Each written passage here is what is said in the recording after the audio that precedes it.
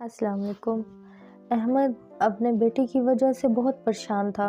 वो जब भी पानी पीता उसका पेट फूल जाता था। बच्चे को बहुत तकलीफ होती थी, पेट में दर्द शुरू हो जाता था।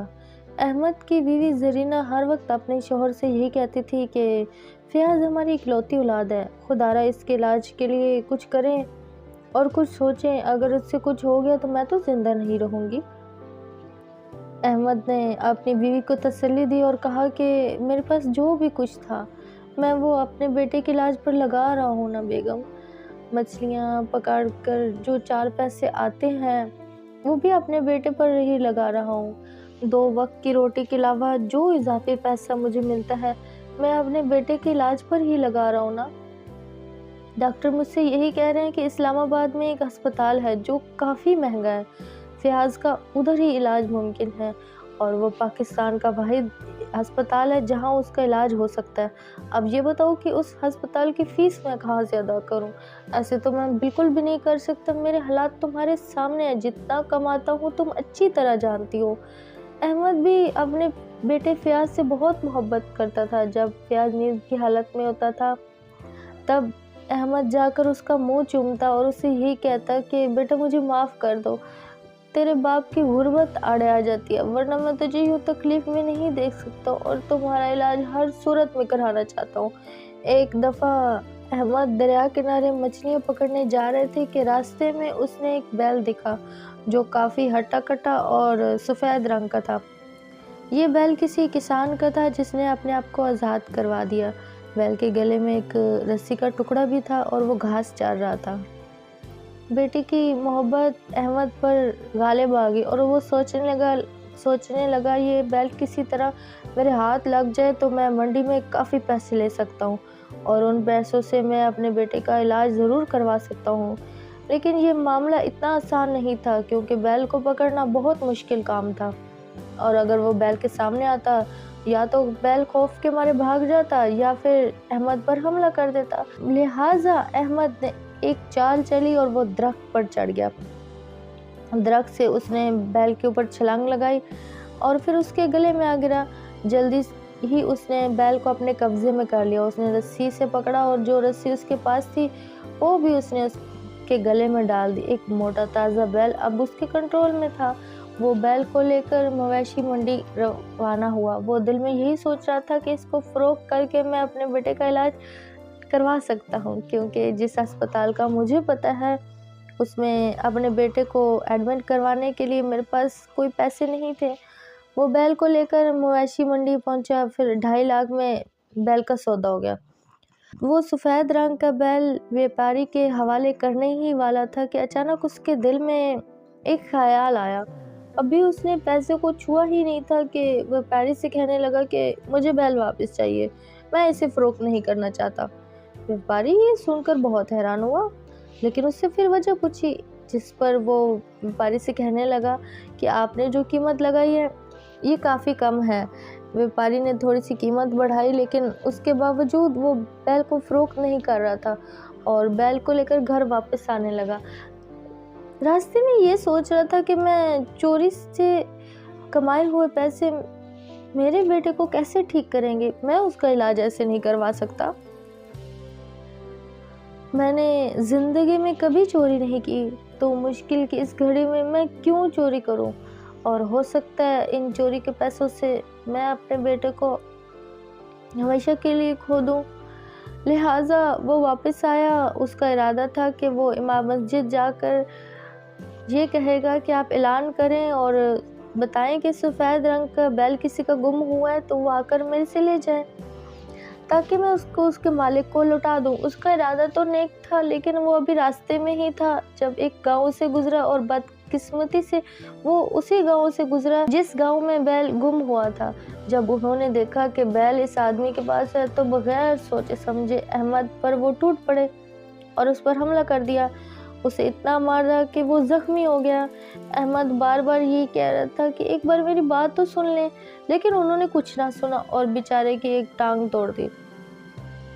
कुछ लोग अहमद को अस्पताल ले गए, टूटी हुई टांग की मरम्मत करवाई और फिर अहमद को वो घर छोड़कर चले गए।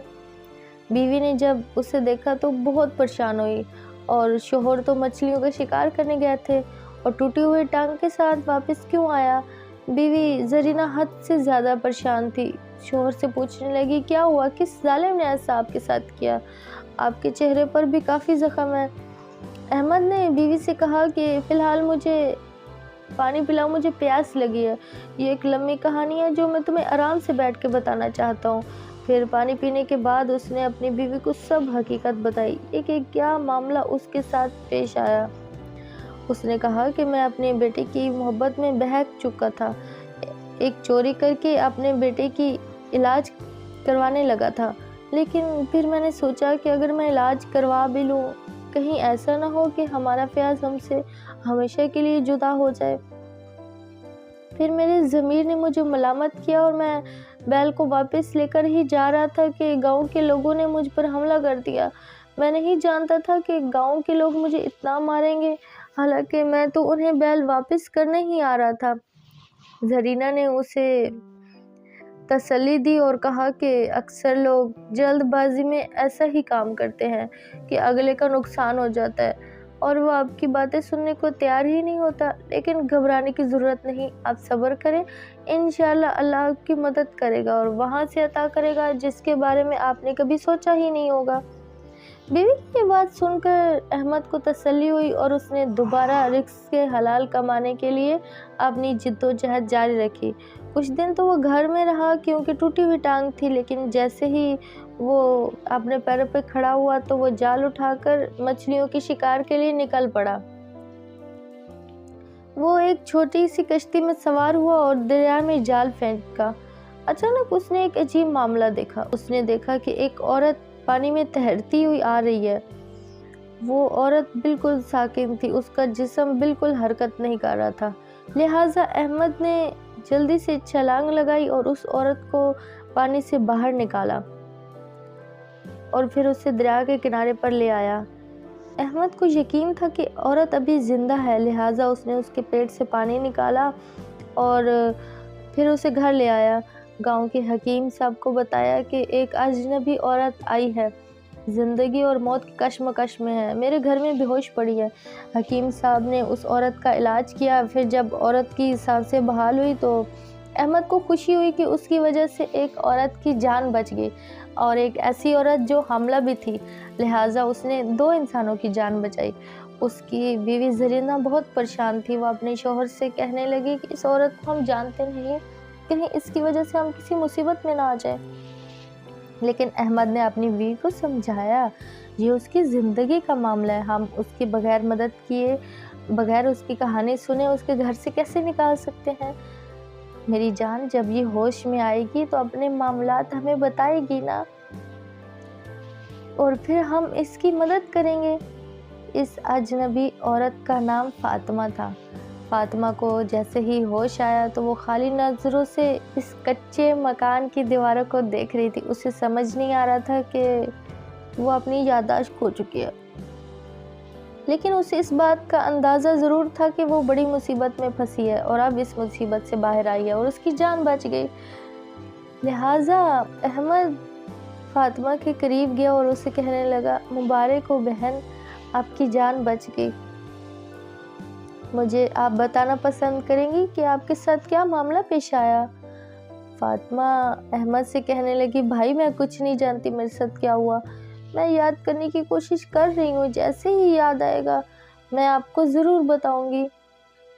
2 دن تک فاطمہ کی یادداشت واپس نہ آئی اور وہ اپنے دماغ پر زور دیتی رہی۔ پھر وہ تیسرے دن زور زور سے رونے لگی۔ اس کے رونے کی آواز سن کر زرینہ اور اس کا شوہر فاطمہ کے پاس آئے۔ وہ احمد کہنے لگا، بہن آپ کیوں رو رہی ہو؟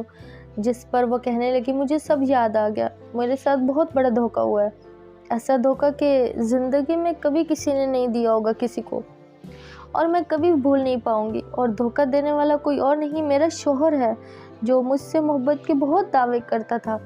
ہم کوئٹہ سے اسلام آباد اپنی گاڑی پر آ رہے تھے۔ گاڑی پر آنا میرے شوہر کی خواہش تھی، ورنہ پہلے تو ہم بائی ایئر آتے تھے۔ راستے میں ہم دونوں دریا کے پل پر اترے، سورج غروب ہونے والا تھا۔ सूरज को गुरूब होता नज़ारा मैं अपनी आंखों से देखना चाहती थी। हम दोनों गाड़ी से उतरे और दरिया की पुल से गुरूब होते हुए सूरज का नज़ारा देखने लगे। अक्सर शमशेर जब भी मेरे साथ होता था, मैं ऊंची जगह बैठकर सूरज को गुरूब होता हुआ देखती थी। मुझे मालूम नहीं था कि मेरे शौहर के दिमाग में क्या चल रहा है। अचानक उसने मुझे ज़ोर का धक्का दिया और मैं पानी में डूब गई। उसके बाद जब आँख खुली तो मैं आपके घर थी। अहमद ये बात सुनकर हैरान हुआ। वो कहने लगा कि ऐसे कैसे मुमकिन है? वो आपका शौहर है, आपकी जान क्यों लेना चाहेगा? आपको पता भी नहीं। फातिमा कहने लगी, भाई मेरा यकीन करे, मैं नहीं जानती थी।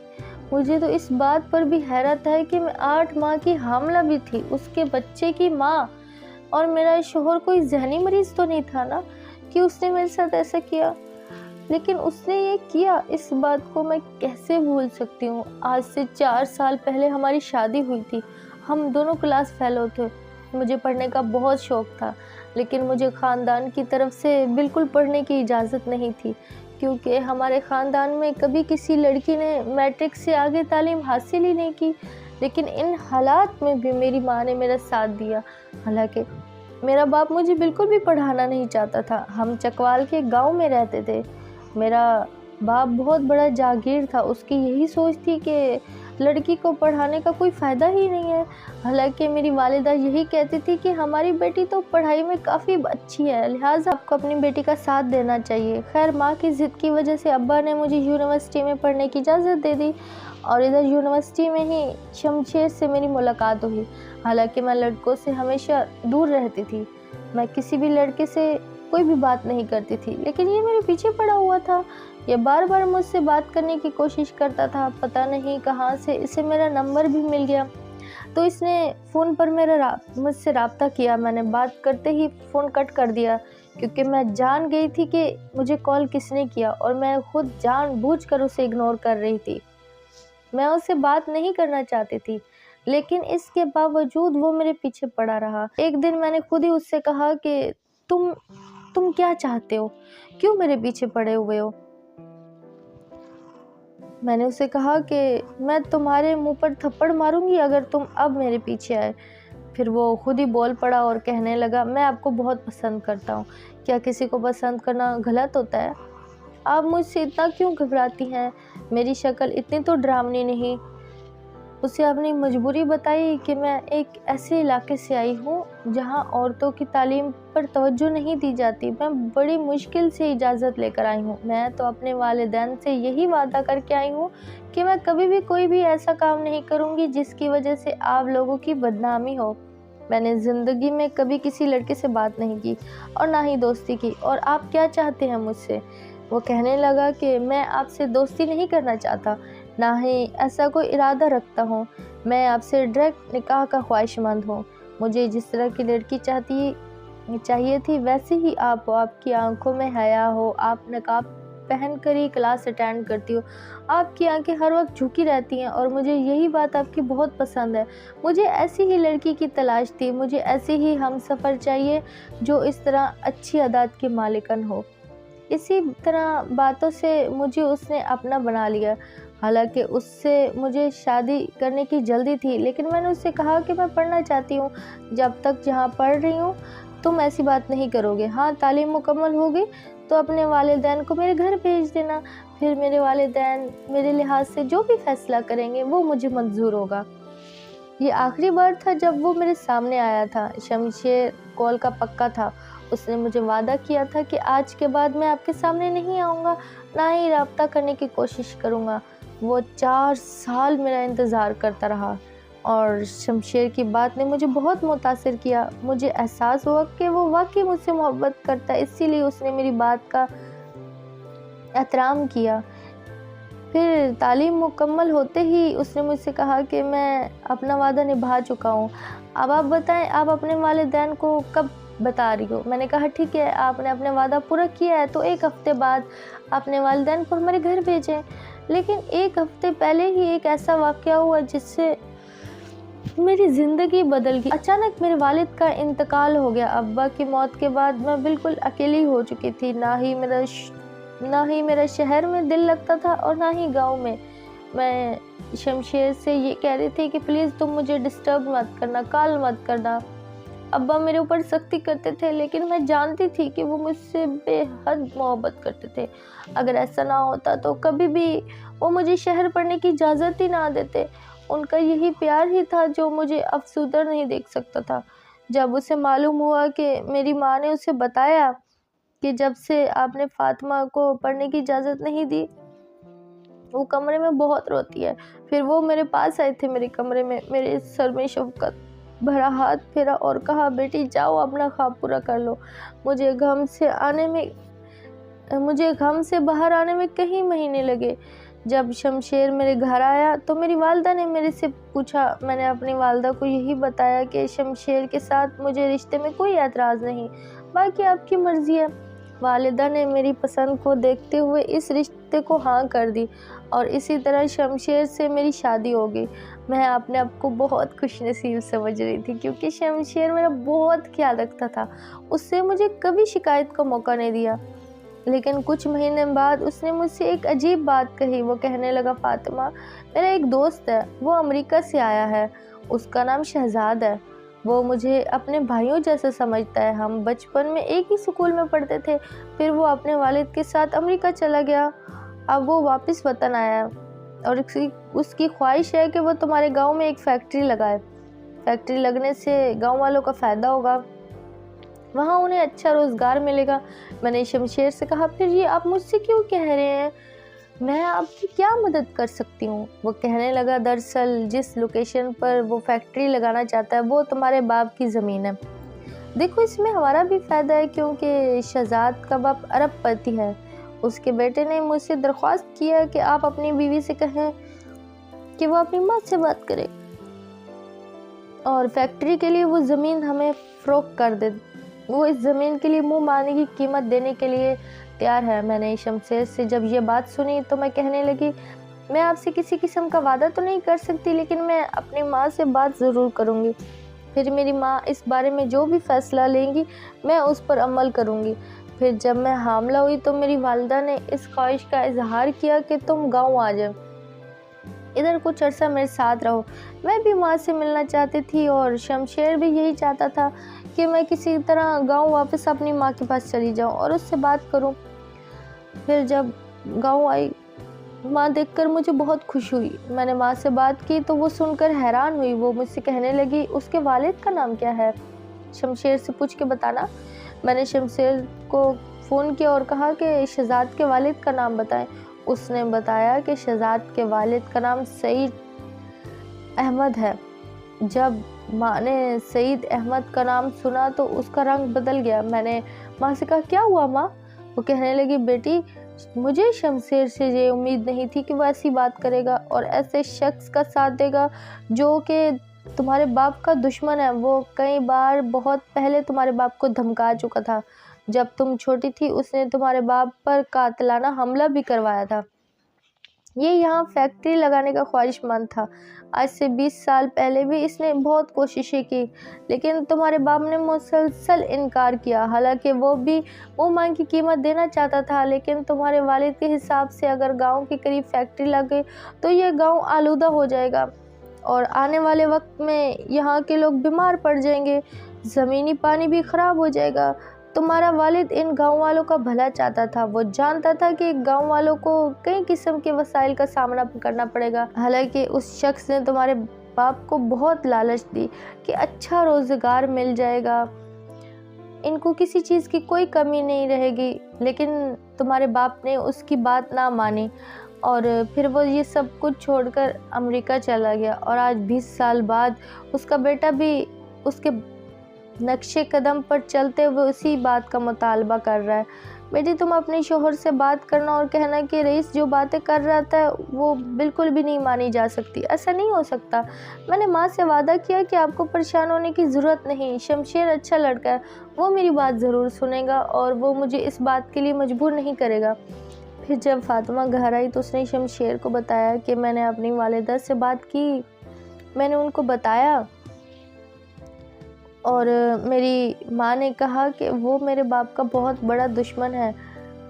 اس کے باپ نے بہت پہلے ہی میرے باپ سے مطالبہ کیا تھا، لیکن میرے باپ نے انکار کر دیا اور کہا کہ یہاں فیکٹری بالکل نہیں لگ سکتی، لہٰذا میں بھی اپنے مرحوم باپ کی احترام کروں گی اور یہی چاہوں گی کہ گاؤں میں کوئی فیکٹری نہ لگے۔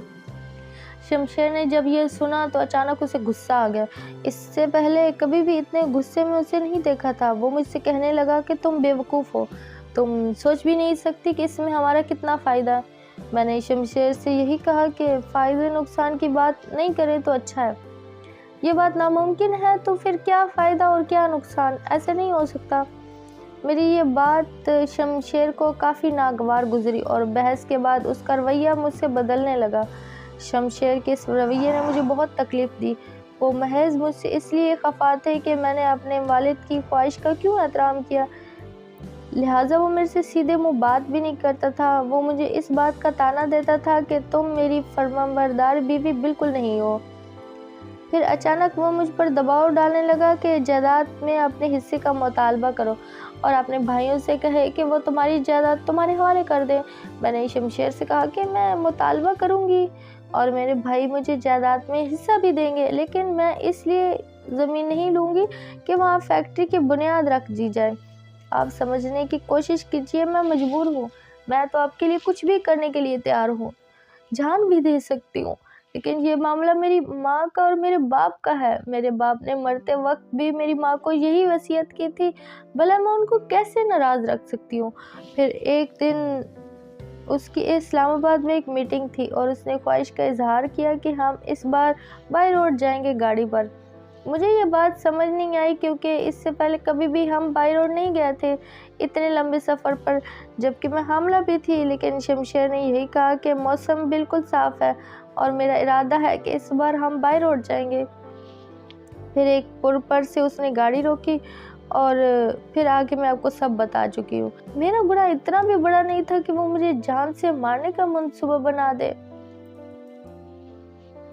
میں بہت قاصر تھی کہ وہ شاید کسی دوسری لڑکی سے شادی کرنا چاہتا تھا یا پھر کوئی اور بات تھی۔ احمد نے کہا کہ بہن، آج کل کے زمانے میں کسی پر بھروسہ نہیں کیا جاتا۔ خیر، اس شخص نے تمہارے ساتھ زیادتی کی، اسے اپنے بچے کا بھی خیال نہ آیا۔ کچھ دن بعد فاطمہ کے ہاں بیٹے کی پیدائش ہوئی۔ فاطمہ اپنے بیٹے پر بہت خوش تھی۔ وہ یہ بھی جانتی تھی کہ احمد کا بیٹا بہت پریشان رہتا اور اسے علاج کی ضرورت ہے۔ فاطمہ نے احمد سے کہا کہ بھائی جان، میں یہ نہیں کہوں گی آپ میرے شوہر کے پاس جائیے، میں آپ کو اپنے گاؤں کا ایڈریس دیتی ہوں، آپ میرے گاؤں جائیں۔ میرے بھائی اور میری ماں میرے لیے بہت پریشان ہوں گے۔ تقریباً 1 مہینہ ہونے والا ہے، میں لاپتہ ہوں، وہ نہیں جانتے تھے کہ میں زندہ بھی ہوں یا مر گئی۔ شمشیر نے پتہ نہیں میرے گھر والوں سے کیا کہا ہوگا، میں جانتی بھی نہیں ہوں۔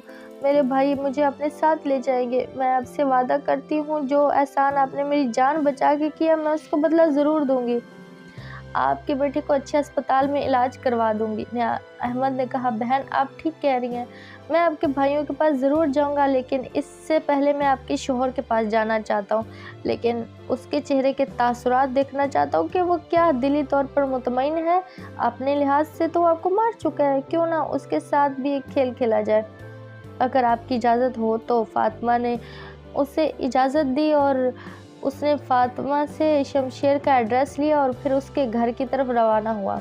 گھر پہنچا تو سیکیورٹی گارڈ نے اسے کہا کہ صاحب گھر میں نہیں ہیں، وہ اس وقت آفس میں ہیں۔ پھر اس کے بعد وہ شمشیر کے آفس جا پہنچا، لہٰذا احمد نے اسے اکیلے میں ملاقات کی اور شمشیر سے کہا کہ میری بات غور سے سنو، تم نے اپنی بیوی کو مارنا چاہا، اب اس کی لاش میرے قبضے میں ہے، اگر تم پھانسی سے بچنا چاہتے ہو تو میری کچھ شرائط پر عمل کرو۔ شمشیر نے جب یہ سنا تو شستہ ہو گیا، اس نے کہا کون سی بیوی، تم جھوٹ بول رہے ہو۔ احمد نے جیب سے موبائل نکالا اور فاطمہ کی وہ تصویر دکھائی جب وہ بے ہوشی کی حالت میں تھی اور اسے دریا سے نکالا تھا۔ یہ دیکھ کر شمشیر لرزنے لگا۔ وہ کہنے لگا کون سی شرائط، جلدی سے مجھے شرائط بتاؤ۔ احمد نے بولا کہ جلدی نہ کرو، اس راز کو راز رکھنے کے لیے میں 50 لاکھ لوں گا اور تمہارے لیے یہ کوئی بڑی بات نہیں۔ دوسری بات یہ ہے کہ اپنی بیوی کے میت کو لینے کے لیے تمہیں خود میرے پاس میرے گھر آنا پڑے گا، کیونکہ زیادہ دیر میں میت گلنا سڑنا شروع ہو جائے گی۔ شمشیر نے کہا مجھے تمہاری دونوں شرائط منظور ہے، لیکن اس بات کو راز رکھنا۔ اس نے جلدی سے گاڑی نکالی اور احمد کو اپنے ساتھ لے گیا۔ راستے میں احمد اس سے بار بار یہی پوچھ رہا تھا کہ آپ نے اپنی بیوی کو کیوں مارا؟ اتنی اچھی بھلی آپ کی بیوی تھی، اس کے پیٹ میں 8 ماہ کا بچہ تھا، کیا وہ بدکار تھی؟ کیا وہ بچہ کسی اور کا تھا؟ جس پر شمشیر نے کہا نہیں، وہ بدکار نہیں تھی، وہ بچہ میرا تھا، لیکن یہ میں نہیں بتا سکتا کہ میں نے اسے کیوں مارا ہے۔ میں نے تمہاری دونوں شرائط مانی ہیں، تمہیں 50 لاکھ کا چیک بھی مل چکا ہے، اب لاش لینے کے لیے میں تمہارے ساتھ بھی جا رہا ہوں، لہٰذا ہم اس بارے میں اب بات نہیں کریں گے، کیونکہ میں تمہارے لیے انجان ہوں اور میں بھی تجھے نہیں جانتا، لہٰذا ایک دوسرے کو راز بتانے کا کوئی فائدہ ہی نہیں ہے۔ اس کے بعد یہ سفر خاموشی سے طے ہوا۔ جیسے ہی شمشیر احمد کے گھر داخل ہوا تو اس کی آنکھیں باہر آ گئی، کیونکہ فاطمہ اپنے بیٹے کو گود میں لیے بیٹھی تھی۔ اس کے منہ سے کچھ نہ نکلا، بس وہ فاطمہ کو دیکھتا ہی رہ گیا۔ جب فاطمہ کے بھائی پولیس لے کر احمد کے گھر پہلے ہی پہنچ چکے تھے، انہوں نے فوراً شمشیر کو گرفتار کیا اور فاطمہ کے بھائی اسے اپنے ساتھ لے جانے والے تھے۔ فاطمہ نے جاتے وقت شمشیر کے منہ پر تھوک دیا اور کہا کہ تم تو نفرت کے بھی لائق نہیں، تم ایسے شخص ہو جس سے کسی بھی قسم کا تعلق نہ رکھا جائے۔ تم مجھے مارنا چاہتے تھے، مار دیتے، کم سے کم اپنے بچے کا تو خیال رکھتے، اس معصوم کا تو خیال رکھتے۔ اس کی جان لینا کیوں چاہتے تھے؟ اس نے تمہارا کیا بگاڑا؟ فاطمہ کے بھائیوں نے اور فاطمہ نے احمد کو کافی سارے تحفے دیے اور اس کے علاوہ اس کے بیٹے کے لیے ہسپتال میں علاج کا ذمہ بھی اٹھایا۔ تفتیش کے دوران شمشیر نے اپنے جرم کا اعتراف کیا اور پولیس کو بتایا کہ شہزاد نے اس پروجیکٹ پر مجھے کافی پیسے دینے کا وعدہ کیا تھا۔ 1 کروڑ روپیہ وہ مجھے پہلے ہی دے چکا تھا اور اس فیکٹری کی بنیاد رکھنے پر مزید وہ 2 کروڑ دینے کا وعدہ کر رہا تھا اور فاطمہ سے شادی کرنے کا مقصد بھی بس یہی تھا۔ اسے بس اس بات کے لیے قائل کرنا تھا کہ وہ گاؤں میں فیکٹری لگانے کے لیے زمین میرے حوالے کرے یا پھر اپنی ماں کو قائل کرے۔ جب میری بیوی نے میری بات ماننے سے انکار کیا تو میرا دماغ گھوم گیا اور میں نے اسے درا میں دھکا دے دیا۔ اس بات کو میں ایک حادثہ بنا کر سب کو بیان کرنا چاہتا تھا، لیکن خدا کو شاید یہی منظور تھا، کیونکہ فاطمہ کو کچھ نہیں ہوا اور اس کے بچے کو جینا تھا، اسی لیے میں نے پکڑے جانا تھا۔ شمشیر نے فون پر اپنی بیوی سے رابطہ کیا اور اسے معافی مانگ رہا تھا، گڑ گڑا کر رو رہا تھا، کہہ رہا تھا پلیز مجھے معاف کر دو، مجھ سے بہت بڑی غلطی ہوئی۔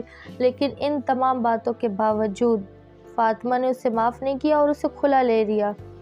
فاطمہ صرف اپنے بیٹے کے لیے جی رہی ہے، اس نے اپنے بیٹے کی خاطر دوسری شادی نہ کی اور ساری زندگی اپنے بیٹے کے ساتھ گزارنا چاہتی ہے۔ وہ اپنے بیٹے کو ایک اچھا انسان بنانا چاہتی تھی، وہ اپنے بیٹے کو اس کے والد کی طرح نہیں بنانا چاہتی تھی جس کی دل میں ذرا بھی انسانیت نہیں تھی، پیسہ، لالچ اور نفرت بھری ہوئی تھی صرف، جنہیں رشتوں کا کوئی احساس نہیں تھا۔